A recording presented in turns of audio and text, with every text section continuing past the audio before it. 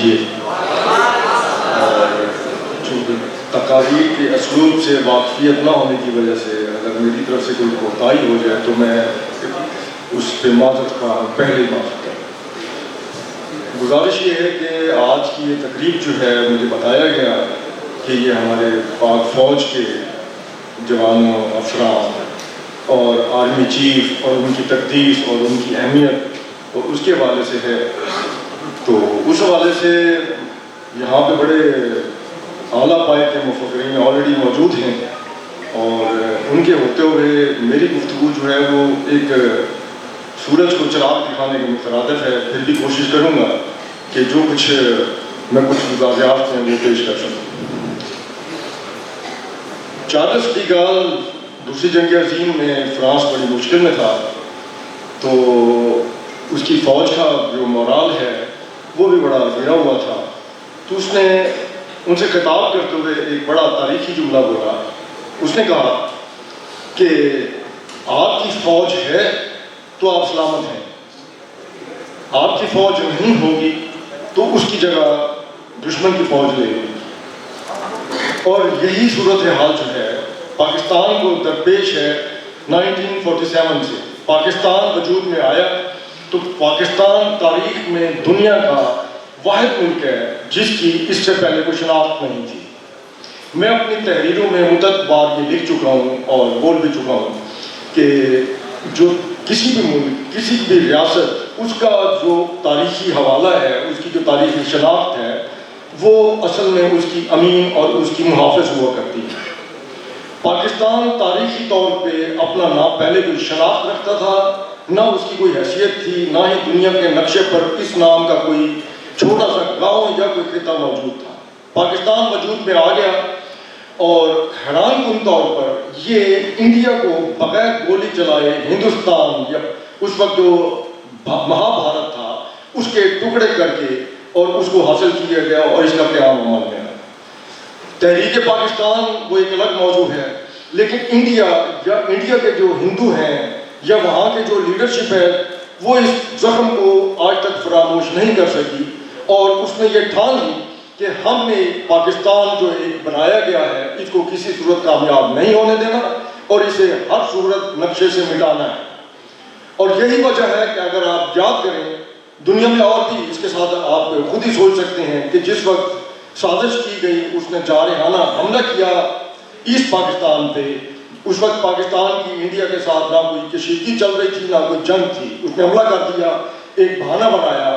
تو جب وہ اپنی اس سازش میں کامیاب ہوا جس میں لازمی طور پر اسے پاکستان کے اندر سے بھی کوئی حمایت حاصل تھی، تو انہوں نے سب سے پہلا کام یہ کیا کہ مشرقی پاکستان کا نام تبدیل کیا اور اس کا نام بنگلہ دیش رکھا گیا۔ ورنہ دنیا میں آپ کے سامنے ہے شمالی کوریا، جنوبی کوریا، اس طرح کے اور بھی ملک ہیں، اگر وہ مشرقی پاکستان سے علیحدہ کر بھی دیا گیا تھا تو اپنے اس نام کے ساتھ وہ برقرار اسے رکھا جا سکتا تھا، لیکن انڈین جو ہے وہ جانتے تھے کہ اگر اس کا نام تبدیل نہ کیا گیا تو تاریخ میں وہ لمحہ بھی یا یہ آگے چل کے مستقبل میں یہ لمحات آ سکتے ہیں کہ چاہے وہ لوز کنفیڈریشن ہی کیوں نہ ہو سکتا ہے یہ مشرقی پاکستان واپس اپنے اصل کے ساتھ جا ملے، اور اس میں کوئی شک بھی نہیں تھا، تو اس لیے اس کا نام جو ہے وہ تبدیل کر کے بنگلہ دیش رکھا گیا۔ ان حالات میں صرف ہماری جو حفاظت یا ہماری جو محافظ ہے وہ ہماری فوج ہی ہے، اور فوج کے خلاف آپ سب جانتے ہیں کہ ہمارے ہی دانشور جو ہیں وہ 1948 سے پاکستان آرمی کے خلاف پروپیگنڈے کا سلسلہ جاری رکھے ہوئے ہیں، اور ان میں ان کی اچھی خاصی تعداد موجود ہے۔ لیکن آج مجھے خوشی یہ ہو رہی ہے کہ وہ تمام حضرات بھی جو میرے اوپر فوج کے حوالے سے لکھنے کی وجہ سے میرے اوپر فوج کی چھاپ لگایا کرتے تھے، تو وہ آج خود جو ہے پاک فوج کے خلاف زندہ باد کا نعرہ لگانے اور شہداء کے حق میں بات کر رہے ہیں پورے پاکستان میں، اور یہ میں سمجھتا ہوں کہ یہ ہمارے فوج کی جو قربانی ہے یہ اس کا اعزاز ہے، اور یہ اللہ تعالیٰ کا کرم ہے کہ آج سب نے تسلیم کر لیا ہے کہ فوج ہے تو پاکستان ہے، اگر پاک فوج نہیں ہے تو پھر پاکستان نہیں ہے۔ اس کی سب سے بڑی وجہ یہ ہے کہ آج بھی کوئی ایک دن بتا دیجئے کہ ہمارے بچے، ہمارا کوئی افسر یا کوئی جوان، وہ آپ کہیں بھی کسی بھی جگہ دہشت گردی کے خلاف یا جنگ ہے یا محاذ پر ہے، وہ اپنی جان قربان نہیں کر رہا۔ اور اس میں سب سے بڑا جو کمال یہ ہے کہ دنیا میں پاکستان آرمی ایک واحد فوج ہے جس میں افسران کی شہادتوں کی تعداد جو ہے اوورآل جو آفیسرز اور جوانوں کی جو ایوریج ہے اس سے 10 گنا زیادہ ہے. مطلب ہے ہر 8 جوانوں کے بعد ہمارا ایک افسر جو ہے وہ اپنی جان قربان کر رہا ہے, اور یہ انتہائی غیر معمولی بات ہے. اور اس کی بنیادی وجہ جو ہے وہ ہمارا ایک چین آف کمانڈ کا جو سسٹم ہے کہ ہمارا مسلمان کوئی بھی سپہ سالار جو ہے وہ ہمیشہ فرنٹ پہ رہ کے آگے رہ کے اپنی فوج کے آگے رہ کے قیادت کرتا ہے, اور وہ دشمن کو بتاتا ہے کہ پہلے آؤ, پہلے میرے ساتھ لڑو گے اور اس کے بعد پھر میری فوج ہوگی. اور اس میں ایسے ایسے کارآئے نمایاں ہیں جو ابھی تک سامنے نہیں آئے, اور نہ ہی اس پہ ہمارے میڈیا نے کبھی کوشش کی ہے کہ دہشت گردی کے اندر بھی جو جنگ ہوتی ہے خبر آ جاتی ہے کہ آج اتنے افسر اور اتنے جوان شہید ہو گئے, لیکن اس کی تفصیل نہیں بتائی جاتی کہ کیا وہ کر کیا رہے تھے, وہ لڑائی کتنی دیر جاری رہی, اور اس میں کیا کیا مسائل پیش آئے, اور کس طریقے سے ہمارے پاک فوج کے جوانوں نے, ہمارے بیٹوں نے اپنی جان جو ہے اس کی پرواہ نہ کرتے ہوئے اپنی جو ہے اپنا سینہ پیش کی. اس طرح کے بھی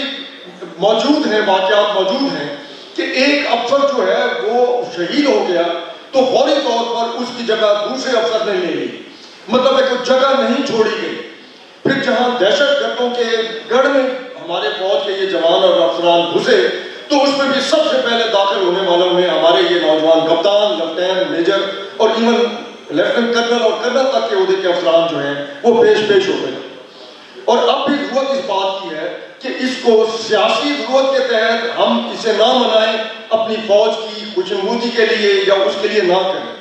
ہم فوج سے محبت جو ہے اپنے دل میں بسائیں, اور یہ سمجھ لیں کہ ہمارے جو دشمن ہیں جنہوں نے پچھلے 75 سال میں پاکستان کو تسلیم نہیں کیا, اور اب وہ دشمن جو ہے صرف مشرقی طرف نہیں ہے, وہ مغربی سرحد کی طرف بھی ہیں, تو کیا آئندہ وہ ہمیں معاف کر دیں گے؟ ان کی پوری کوشش ہے کہ کسی طریقے سے عوام اور پاک فوج کے درمیان جو ہے وہ ایک خلیج پیدا کی جائے. پاکستانی عوام کے اندر جو ہے اپنی فوج کے متعلق جو ہے وہ غلط فہمیاں پیدا کی جائیں, تحفظات پیدا کی جائیں, تاکہ فوج کا مرال جو ہے وہ کمزور ہو.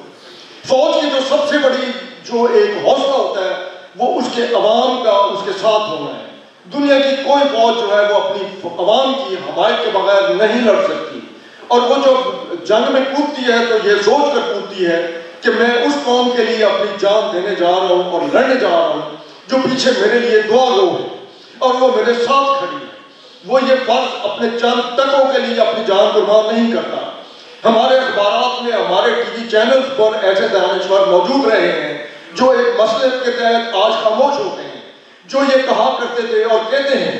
کہ یہ چند ٹکوں کی خاطر جو ہے یہ جا کر جان قربان کرتے ہیں, تو ان کی ڈیوٹی ہے, وہ پیسے لیتے ہیں اس بات کی. لیکن وہ ان میں سے کوئی یہ نہیں کہتا کہ چند ٹکوں کی خاطر کوئی طریقے سے اپنی جان نہیں دیتا. وہ ایک جذبہ ہے, وہ ایک پورا ایک بلبلہ ہے جو ایک وردی پہن کر کوئی بھی سپاہی اور افسر جب وہ فوج کا حصہ بنتا ہے تو وہ ٹھان لیتا ہے کہ میں نے یہ کفن پہنا ہوا ہے, اور یہ اس کی پوری ایک تاریخ ہے ہزاروں سالوں سے. اور اسی وجہ سے سپاہ کو اور اس کے اچھا پھر یہاں سپہ سالار کی اہمیت بھی ہے. ہمیں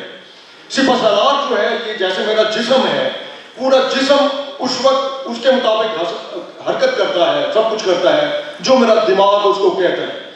سپہ سالار جو ہے وہ اس سر کی طرح ہے جس کے اندر ایک دماغ ہوتا ہے. وہ اپنی فوج کو اپنے دماغ سے کنٹرول کرتا ہے, اس کو لڑاتا ہے, اس کو اپنے استعمال کرتا ہے. اور فوج کے اندر ایک بڑی اہم چیز جو کسی بھی سیاسی جماعت اور فوج کو اس سے الگ کرتی ہے وہ یہ ہے کہ فوج کے اندر چاہے اس کا کارکن اپنے لیڈر سے جتنا مرضی لائل ہو, وہ اس کے لیے مرنے مارنے پر تیار نہیں ہوتا. وہ اسے اختلاف کرے تو دیر نہیں لگاتا, دوسری جماعت میں جا گھستا ہے. وہ اپنے مفادات کے تابع ہو کر اپنے لیڈر کے ساتھ ہوتا ہے. لیکن فوج میں ایسا نہیں ہے. فوج میں ایک سپاہی جو ہے وہ ایک جب وردی پہن لیتا ہے, اس کا جو بھی کمانڈر ہے, ایک کمانڈر چینج ہوتا ہے, دوسرا آ جاتا ہے, تیسرا آ جاتا ہے, چوتھا آ جاتا ہے, لیکن وہ اس کے ساتھ لائل ہوتا ہے. اور وہ اس کے ساتھ اس لیے لائل ہوتا ہے کہ جب اس کو کمانڈ کرتے ہوئے پہاڑ سے کہے گا کہ چھلانگ لگاؤ تو اس میں اس کی مصلحت ضرور ہوگی, اور وہ کسی اچھے اور نیک مقصد کے لیے اس کو موت میں دھکیل رہا ہے, اپنے کسی ذاتی مفاد کے لیے نہیں. جبکہ ہمارا سیاستدان جو ہے وہ اپنے کارکنوں کو, اپنے حمایتیوں کو اپنے ذاتی مفادات کے لیے استعمال کرتا ہے, انہیں لڑاتا ہے, انہیں سڑکوں پہ لاتا ہے, انہیں اکساتا ہے اور معاشرے میں انارکی پھیلاتا ہے. فوج جو ہے پھر اس کا یہی کردار نہیں. فوج جو ہے ہمارے دو قومی نظریے کے بھی محافظ ہے. وہ صرف ہمارے جغرافیے کی محافظ نہیں ہے. یہ ذہن میں رکھیے کہ فوج جو ہے وہ ہمارے دو قومی نظریے کی بھی محافظ ہے, ہماری معاشرت, ہماری تہذیب اور ہمارے تمدن کی بھی محافظ ہے. یہی وجہ ہے کہ آپ کو سپاہی سے لے کے یہی وجہ ہے کہ آپ کو سپاہی سے لے کے افسر تک ہر بندہ زیادہ تر وقت میں باوضو ملے گا, اور کوئی بھی نماز کا وقت ہو, چاہے وہ جنگل میں ہو, چاہے وہ برف پوش چوٹیوں پر ہو, وہ فوراً صف بندی کرے گا اور نماز پہلے ادا کرے گا. پھر یہ الزام سب سے بڑا جو مشرقی پاکستان میں پاک فوج کے خلاف پروپیگنڈا کیا گیا, جو آج تک حالانکہ انڈیا کی اپنی طرف سے بہت ساری کتابیں ایسے منظر عام پر آ چکی ہیں جس میں نفی کی گئی ہے کہ وہ سارا پروپیگنڈا تھا. اس میں آج تک وہ ہمیں ہمارا دشمن یہ بھی نہیں ثابت کر سکا, اور ثابت نہ کرنے کی وجہ یہ ہے کہ اس کی حمایت میں ہمارے اپنے بہت سارے دانشور شامل ہیں کہ وہ جو قیدی جو تھے وہ 90,000 تھے. حالانکہ 90,000 قیدی نہیں تھے. 90,000 آج بھی آپ میں سے بہتوں کے آرمی والوں سے تعلقات ہیں, ان سے پوچھ لیجئے کہ کیا اس وقت جو فوج کی استعداد تھی, جو نفری تھی, وہ کتنی تھی, اور ایک بریگیڈ میں کتنی ہوتی ہے, ایک ریجمنٹ میں کتنی ہوتی ہے, ایک ڈویژن میں کتنی ہوتی ہے, اور اس وقت پاکستان کی کتنے ڈویژن فوج ایسٹ پاکستان میں تعینات تھی. اور وہ جو شکست تھی وہ ایک بہت بڑی سازش تھی. اس میں فوج نے اپنی جانیں دی, اپنی جانیں قربان کی, ان کے بیویوں کی ساتھ زیادتی ہوئی. پاکستان کے جو لوگ وہاں پہ موجود تھے, جو بہاری تھے یا جو سرکاری ملازم تھے, ان کی خواتین کے ساتھ زیادتی ہوئی. اس کا کوئی ذکر نہیں کرتا, لیکن وہ پروپیگنڈا ہے کہ ختم ہونے میں نام نہیں آ رہا. میں کل کی بات کروں, یہ کہ خاتون نے جس طریقے سے خود کا دھماکہ کیا ہے اور ہمارے چائنیز جو مہمان ہیں ان کو نشانہ بنایا ہے. اب آپ حیران ہوں گے کہ یہ بنیادی طور پہ وہی فلسفہ ہے جو استعمال کیا گیا تھا ایسٹ پاکستان میں, اور اس میں ان کی راہ نے یہ ان کو بیانیہ دیا تھا کہ چھوڑیں ایسٹ پاکستان پہ آپ نے 65 کی جنگ کر کے اور حملہ کر کے مقاصد حاصل نہیں کیے, اس کو ٹکڑوں کو ایک الگ الگ کر کے انہیں تقسیم کیجیے. وہاں پنجابی فوج, پنجابی اسٹیبلشمنٹ اور پنجابی سیاستدان اور اس طریقے کا ایک بیانیہ جو ہے تراشا گیا, جس کو کامیابی سے وہاں استعمال کیا گیا. ایسٹ پاکستان اس بنیادی کی وجہ سے, اس لسانیت کی بنیاد پہ گھڑے گئے بیانیے کی وجہ سے الگ ہوا. وہی بیانیہ پھر بعد میں ہمارے خیبر پختونخوا میں گریٹر پختونستان کی شکل میں سامنے آیا, گریٹر بلوچستان کی شکل میں سامنے آیا. ہم نے اس کی نفی کرنے کی کوشش نہیں کی, ہم اس لسانیت کے چکر میں پڑھتے چلے گئے. اس کے بعد پھر وہی فتنہ جو ہے وہ کراچی میں ایم کیو کی شکل میں سامنے آیا لسانیت کی بنیاد پہ. یہ اتنا آسان حربہ ہے جس میں ہر بولنے والا جو ہے وہ اس کی زد میں آ جائے. یہ خدا اس سے بچیے, لسانیت سے بچیے. ہمارے شہر میں بھی بہت ساری یہ اس طرح کی کوششیں ہو رہی ہیں, لیکن بنیادی طور پہ اس کی محافظ اور اس کا توڑ اور سب کچھ جو ہے وہ ہماری فوج ہی ہے, اور پاکستان فوج ہی جو ہے وہ آئندہ بھی ہمارا مستقبل ہے, اور ہماری امین ہے, اور ہماری جو حفاظت ہے وہ فوج ہی نہیں کرنی ہے. اور فوج کا سپہ سالار بھی وہ بھی اتنا ہی اہم ہے. اس وقت ہمارے آرمی چیف کے خلاف جو پروپیگنڈا ہو رہا ہے, ہمیں اس کا سوچ لینا چاہیے کہ وہ فوج کے مورال کے اوپر اس کے کتنے منفی اثرات پڑتے ہیں. لہذا ہمیں اس کی بھی مذمت کرنی چاہیے, اور ہم اپنی فوج کے ساتھ ہیں اور دل سے ساتھ ہیں. پاکستان زندہ باد, پاکستان آزاد, پاکستان.